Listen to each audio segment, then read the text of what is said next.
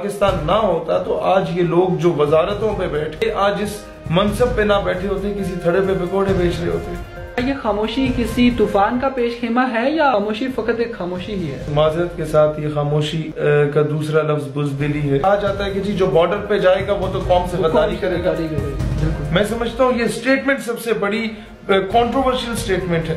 सबूत कश्मीर हो चुका है माजरत के साथ। ये हुक्मरान जमात है वो कश्मीर के इलेक्शन में बहुत बुरी तरह हारी है। कश्मीरी इस वक्त सख्त मायूस है हमसे। अभी इसको दहशतगर्दी से क्यों डिटेक्ट किया जा रहा है? भाई दे आर फ्रीडम फाइटर्स। क्या भगत सिंह फ्रीडम फाइटर नहीं था? ये किस्म की फेस सेविंग है। हमें खबर है लुटेरों के सब ठिकानों की, शरीके जुर्म ना होते तो मुखबरी कर। इससे आगे कुछ कह भी नहीं सकते ना हमें कहना चाहिए। में रोशनी न रहे, सिलसिला निकल पड़ा है तो कुछ इसलिए भी आंख से न बहने दी आंसू, तो घर की बात है घर में रहे।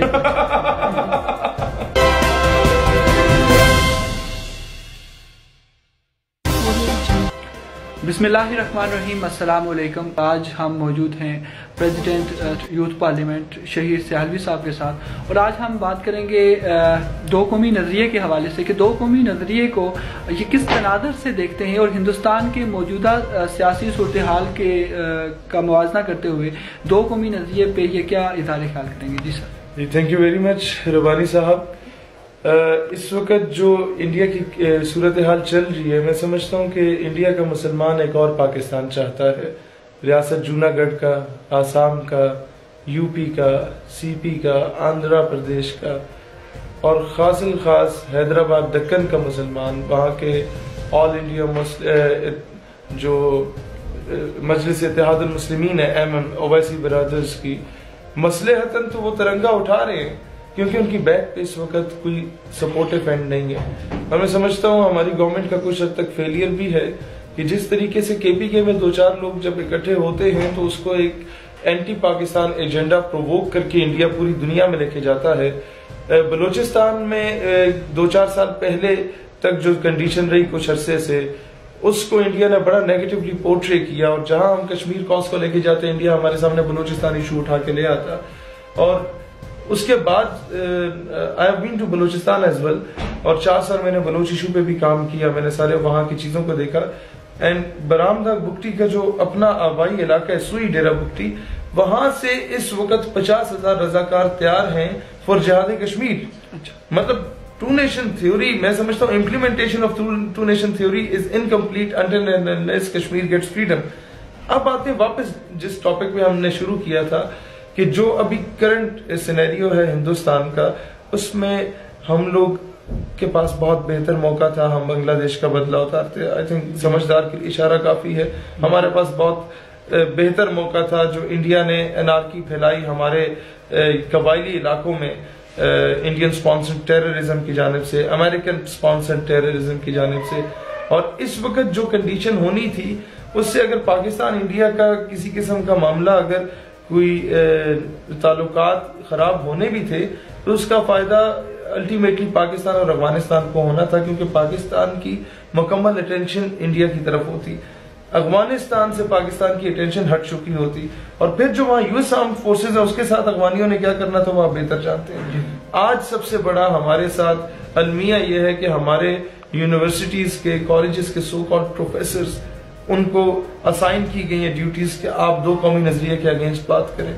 मैं समझता हूँ पाकिस्तान ना होता तो आज ये लोग जो वजारतों पे बैठ के, मीडिया पे बैठ के, बड़े बड़े जो है डेजिग्नेटेड पोस्ट पे बैठ के पाकिस्तान की इस्लामिक आइडियोलॉजी को चैलेंज कर रहे हैं, ये आज इस मनसब पे ना बैठे होते, किसी थड़े पे पकौड़े बेच रहे होते। आज ये किसी हिंदू बनिए की गाड़ी के टायर साफ कर रहे होते।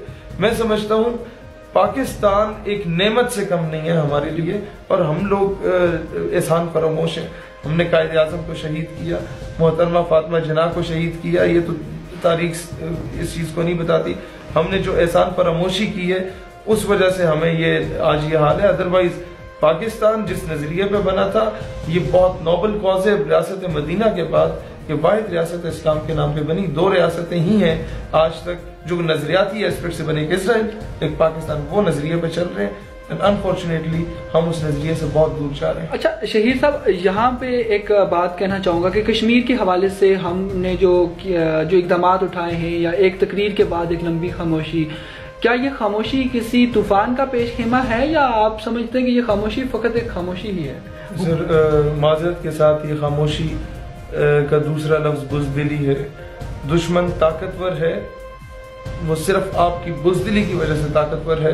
आप जरा से दलेर हों तो बात हुई है, अल्लाह को पामर्दी है, मोमिन पे भरोसा, इब्लीस को यूरोप की मशीनों का सहारा, काफिर है तो शमशीर पे करता है भरोसा, मोमिन है तो बेतेग भी लड़ता है सिपाही।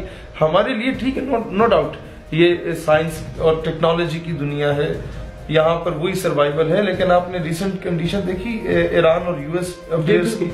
ट्रंप का 2 दिन पहले की आपने प्रेस कॉन्फ्रेंस देखी, उसके अल्फाज उसका साथ नहीं दे रहे थे, उसकी बॉडी लैंग्वेज उसका साथ नहीं दे रही थी। क्या ईरान सुपर पावर है? क्या ईरान एटॉमिक पावर है? कुछ भी नहीं है।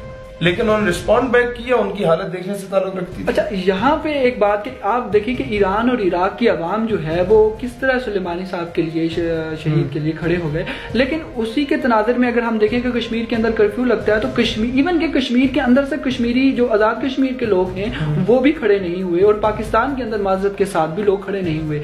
अगर हमने अपनी कौम के अंदर वो गैरत होती, मिनहल कौम हमारे अंदर वो गैरत होती कि इतने लोग, हम एक शहादत पे हम ईरान और इराक के अंदर किस तरह लोग आ गए और पाकिस्तान के अंदर नहीं आए। इराक और ईरान की गवर्नमेंट उसे बैक कर रही थी, वो खुद जनाजे में शरीक थे।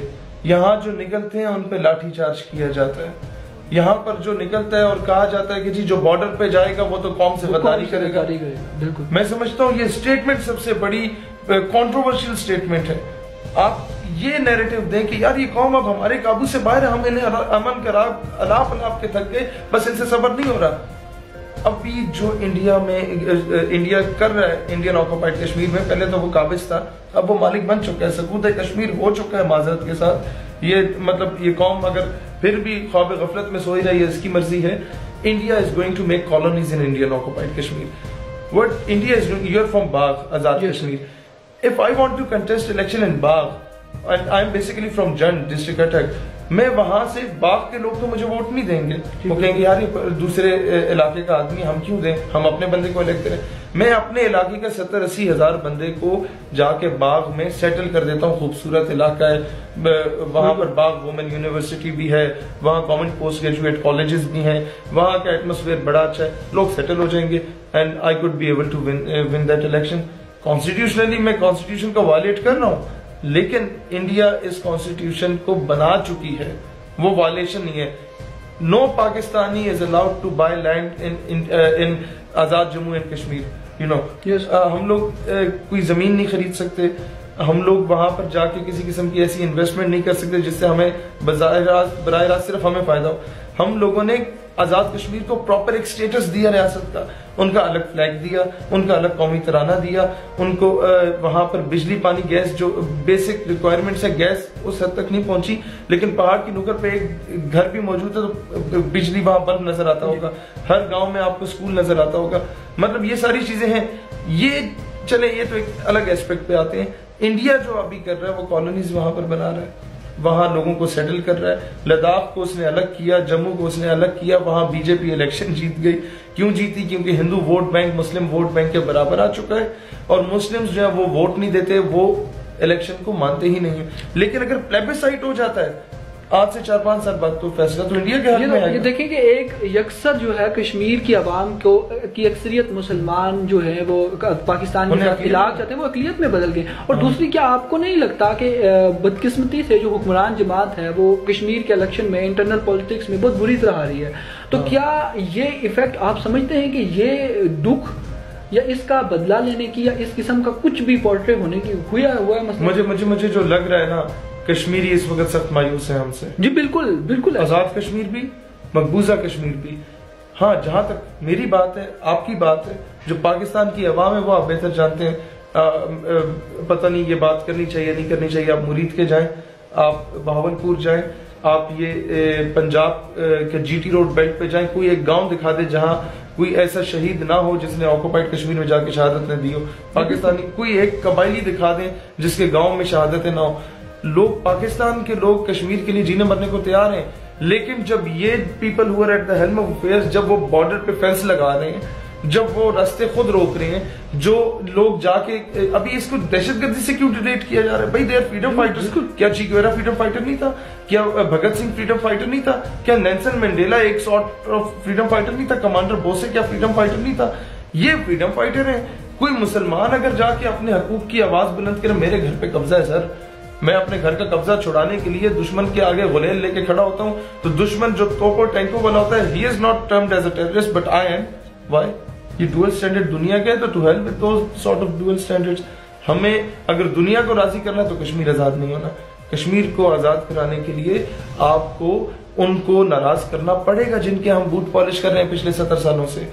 आपको उन्हें नाराज करना पड़ेगा जिनके हम लोग घोड़े और कुत्ते नहला रहे थे पिछले 70 सालों से, और पाकिस्तान बनने से पहले वो सारे लोग नहला रहे थे उनके घोड़े, जिनको दस्तारें पहनाई गई और उन्हें मुरब्बे दिए गए जमीनों के, उन्हें नवाब बनाया गया और कुछ को गद्दी नशीन भी बना दिया गया, और दौरे हाजिर में उनकी औलाद कंप्लीट हो गई। अच्छा, हिंदुस्तान के अंदर जो आज़ादी की मुख्तलिफ आज़ादी की तहरीकें चल रही हैं, हम वो भी दुनिया को पे हम बहसीत एक अपोजिशन उस तहरीक के या उस कर सकते हैं, हम उसके एक तो ना मॉरली सपोर्ट कर सके, ना ही हमने खालिस्तान और बाकी तहरीकों की इवन कि हम कश्मीर की पुष्टपनाई नहीं कर सके। इसमें हमारी कहाँ गलतियां थी और आप किसको मोरद इल्जाम? मैं मोरद इल्जाम शुरू होती है बात जनरल याहिया से।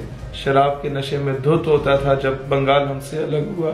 बात पहुंचती है जनरल टिक्का खान पे।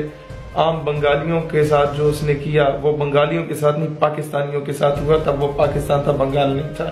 नंबर 3 बात आती है जुल्फिकार अली भुट्टो पे जिसने नारा लगाया उधर तो इधर हम। फिर बात आती है शहीद मोहतरमा बेनजीर भुट्टो साहिबा पे, जिनके दौरे हुकूमत में तमाम वो लिस्टें और किस बंदे ने डिक्लेयर की वो भी जिंदा है। मैं नहीं चाहता कि कौम जाके उसे, बड़े अहम कानूनदान है, वो कानूनदान है जिन्होंने लिस्टें प्रोवाइड की। अब वो मुझ पे केस भी कर सकता है, आपको पता। बड़ा मैं अपने अल्फाज वापस लेता हूँ।